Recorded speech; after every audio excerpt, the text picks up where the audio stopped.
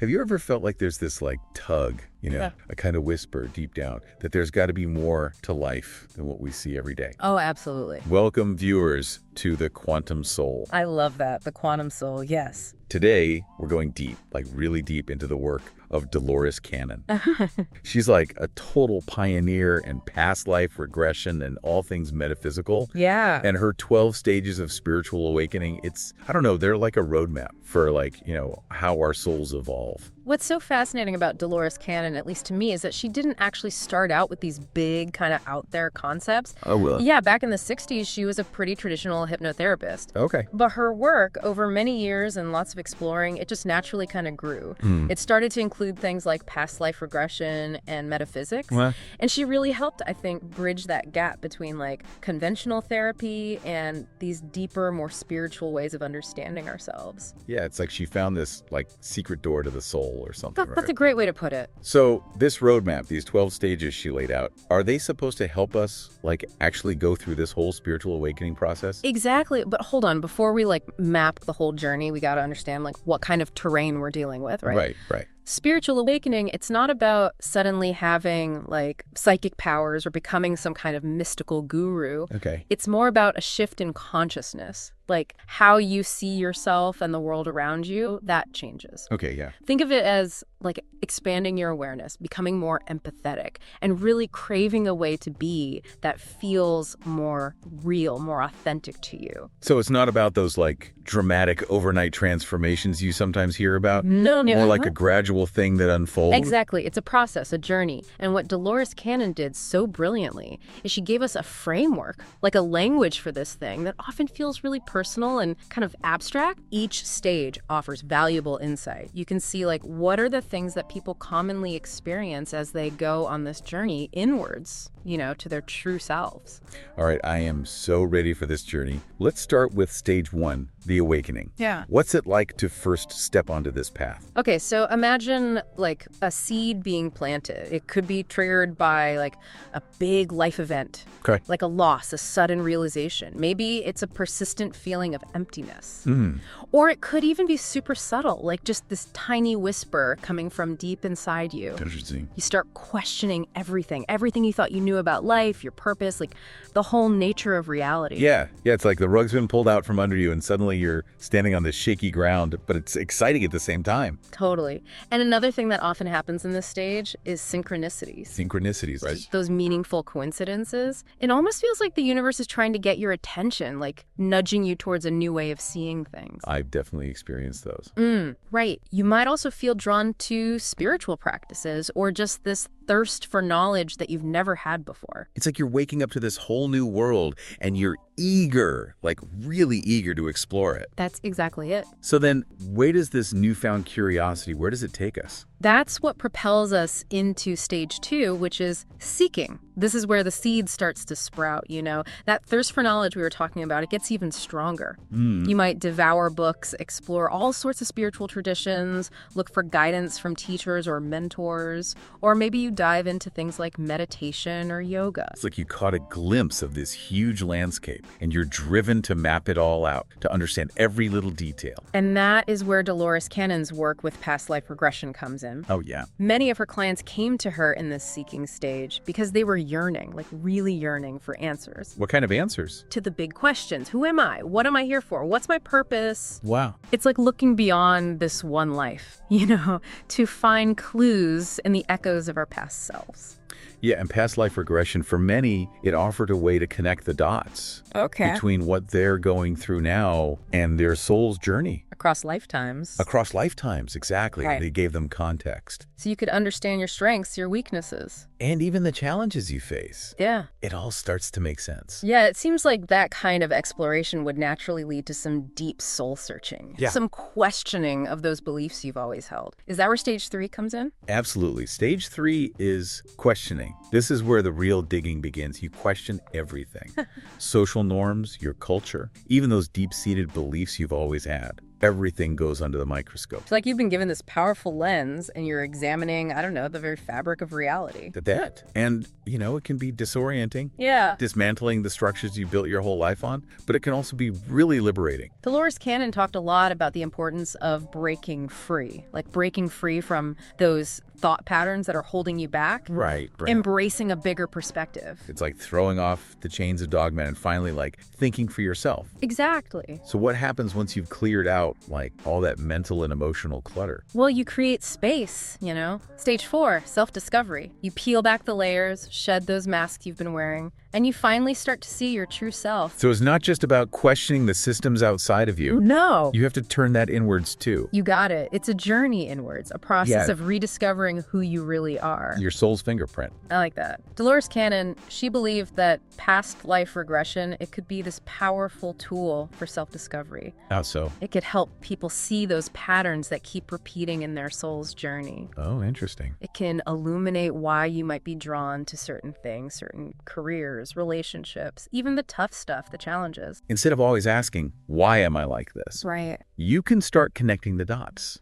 See how those past experiences, maybe even from other lives, they're influencing your now. It's about recognizing you're more than just what's happened in this one lifetime. You are a soul with this huge history. And that history, it holds clues to who you are at your core. So, are we ready to move on to stage 5? Let's do it. This one's called healing, and it feels really important, like a turning point. Oh, it is. What makes this stage so crucial? It's where the real transformation starts to happen. You've questioned, you've explored, you've uncovered your true self, and now it's time to deal with those wounds that have been holding you back. Okay, so we've dug down to the foundation. Now we need to make sure it's strong before we build anything new. That's a perfect way to put it. In stage 5, healing, you confront past traumas, limiting beliefs, those unresolved emotions that are blocking your way to becoming whole. This is where Dolores Cannon's idea that healing can go beyond this life, right? That's right. That we can actually heal things from past lives that are still affecting us now. Dolores Cannon believed that. She saw it in her work. That's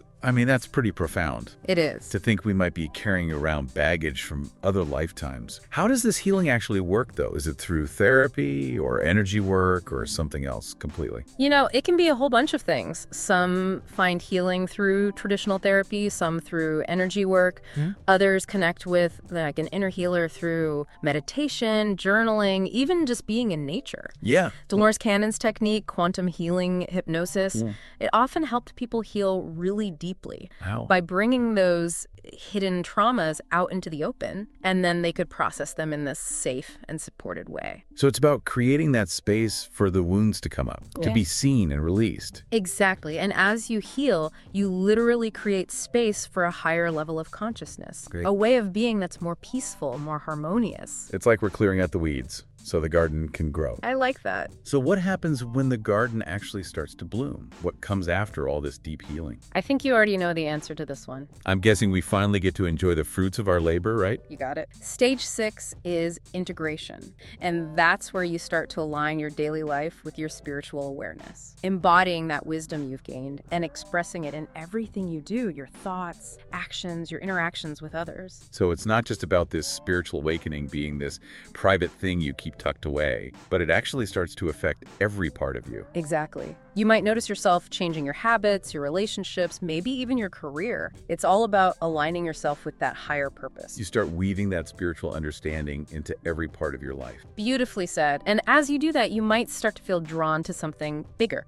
Something beyond just yourself, That's stage 7. What is it? Service to others. Service to others? Okay. Yeah. So it's not enough to just bask in the glow of our own awakening. We're called to share it, be a light for others who are on a similar path. So many of Dolores Cannon's clients, after going through those big transformations with past life regression, they felt this urge. Urge to what? To serve, to give back to the world. It's like that natural overflow. When a heart's been filled with love and wisdom, it just wants to pour out. Exactly. Some people might feel drawn to teaching or healing work, activism, while others find ways to serve in their daily lives. through acts of kindness, compassion, just being there for others. Yeah, it's about realizing that our spiritual journey isn't just about us. No, it's not. It's about, like, adding to this collective evolution of humanity. It's beautiful, really. It is, and that feeling of being connected to something bigger, it just gets deeper as we keep going inward. Stage 8 is expanded consciousness. We're tapping into a realm that's beyond the ordinary. You've come so far on your journey, your consciousness has really expanded, and now you can access these higher states of awareness. Ooh, this is where things get really interesting. We're moving past the everyday into the mystical. I love it. As your awareness grows, you connect more deeply with your higher self. That part of you that's eternally linked to, like, the entire universe,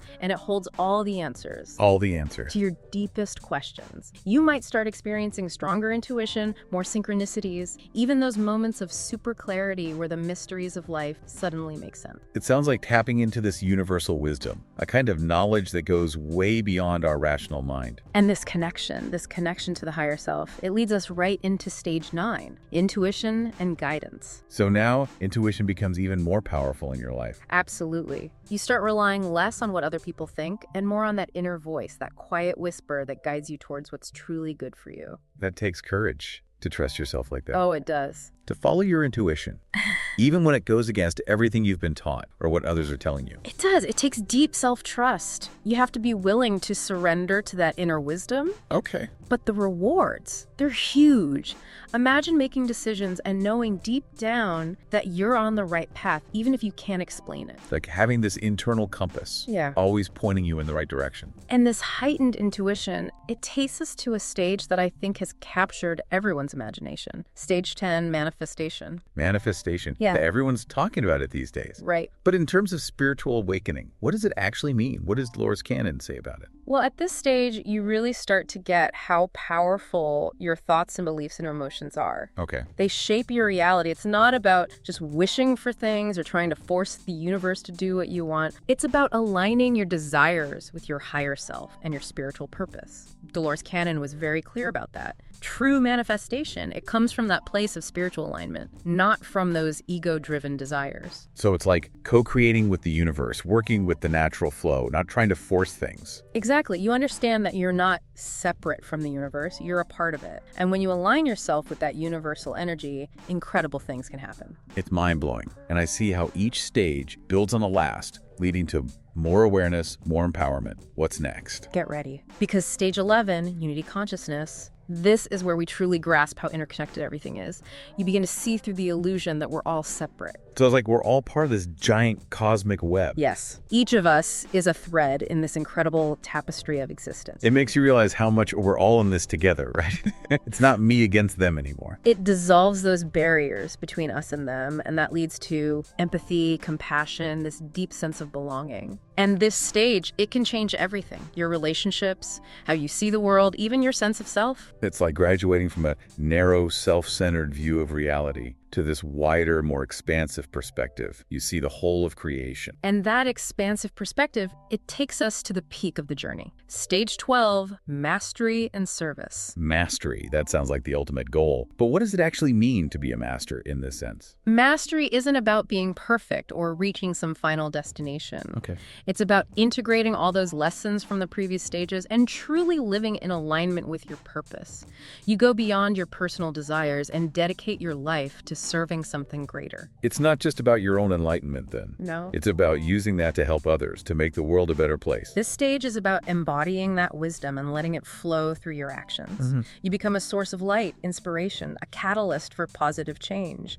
Maybe you become a spiritual teacher, a healer, an activist, or maybe you just live a life filled with kindness, compassion, service. You go from self-improvement to selfless service. Beautifully said. And this is where Dolores Cannon's work takes on a whole new meaning. She didn't just want to help individuals heal and awaken. She wanted to help humanity evolve. Exactly. She believed that as more and more people awaken and align with these higher frequencies, we create the conditions for a new world. A new world where love, compassion, and unity are the dominant forces. It's a powerful vision, a hopeful one. But is it realistic? Yeah. The world can feel so dark and divided right now. It can, but remember, we are creators. Our thoughts, beliefs, actions, they all shape our reality. Even in the midst of chaos, there are countless people, whole communities, working towards a brighter future. Okay. By focusing on our own healing and aligning with those higher frequencies, we become part of the solution. So we're not waiting for someone to rescue us. We're each stepping into our power, helping to create this shift. That's the heart of Dolores Cannon's message. We're not powerless. We're co-creators of our reality, and we can choose love, healing, unity. Such a powerful message.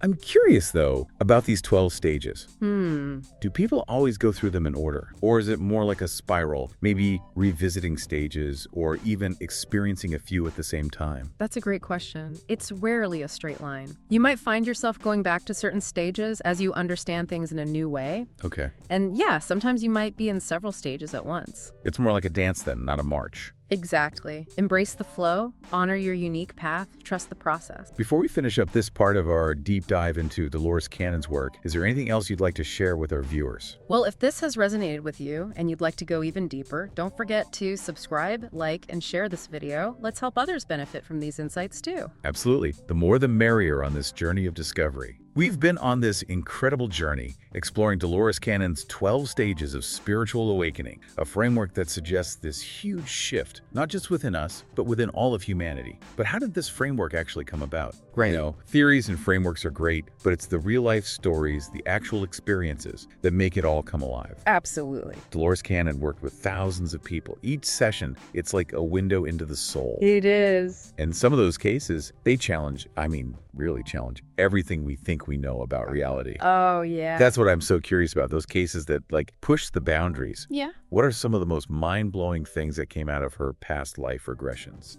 There's one that always comes to mind. A woman under hypnosis accessed a past life. Okay, what was it? As a member of, get this, an advanced extraterrestrial civilization. Extraterrestrials. Now we're talking science fiction. It might sound like it, but Dolores Cannon, after years of working with all these different people, she really came to believe that our souls, they're not limited to earthly experiences.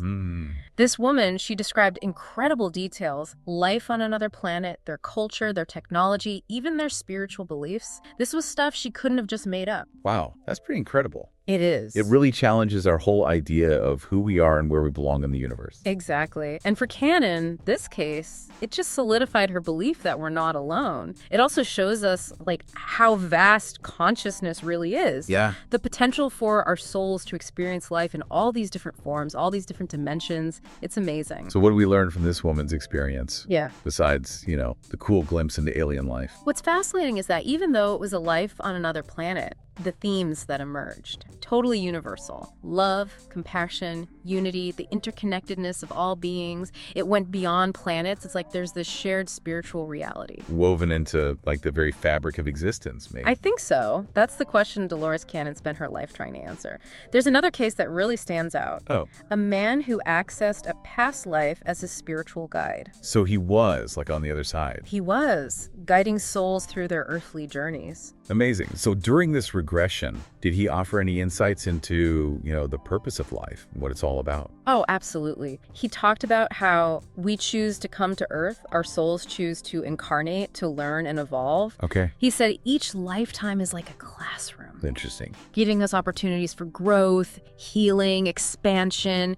He really stressed free will. Oh, yeah. That even though there might be this grand plan for our soul, we have the power to choose our path. Right. Our decisions, they create our reality. We're writing the story of our lives. Maybe there's a bigger plot, but we're filling in the details. I love that. He also talked about how our souls are connected. We often reincarnate with the same groups, playing different roles over and over, helping each other learn and grow. Like a cosmic play. Yeah. The same actors, different costumes, different scenes for centuries. It's pretty mind-blowing. Dolores Cannon's work, all of it, it challenges us. It does. To expand how we see what's possible, question those assumptions about reality, and embrace the mystery of the soul. I'm with you there. It's both humbling and really inspiring to think about how vast we are. We're more than just these bodies, these thoughts, these emotions. We're souls on a journey. That's it. And these lifetimes, They're just chapters in a much bigger story. The story that Dolores Cannon, through her tireless work, helped us remember, she left behind an amazing legacy. Exploration, expansion, and a deep,